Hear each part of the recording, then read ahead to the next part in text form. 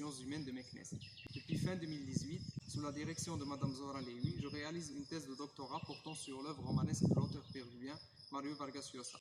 Pour ceux qui ne connaîtraient pas cet auteur, il est né en 1934 et a commencé à écrire vers la fin des années 50.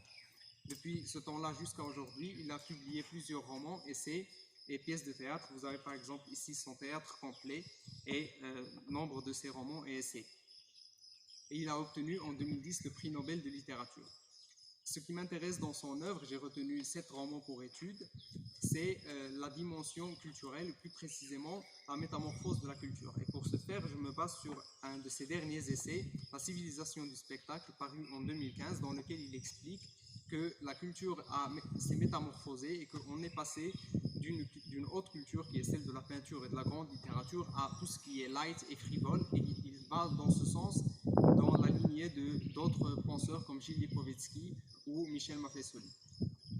Dans ce sens, le premier roman auquel je m'intéresse, c'est La Dent du Lait et le Scribouillard, qui est paru en 1977 et qui annonce déjà cette pensée et cet idéal, c'est-à-dire qu'il parle de la manière dont la radio, l'entrée de la radio au Pérou a révolutionné ce monde et surtout la mégapole péruvienne Lima.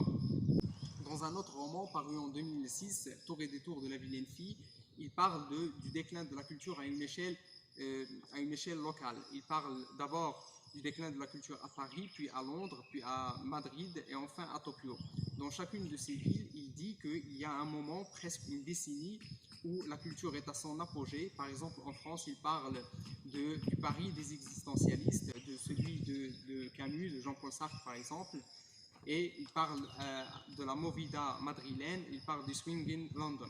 Et dans chacune de ces villes, il y a un moment où la haute culture s'arrête et qu'on tombe dans un déclin.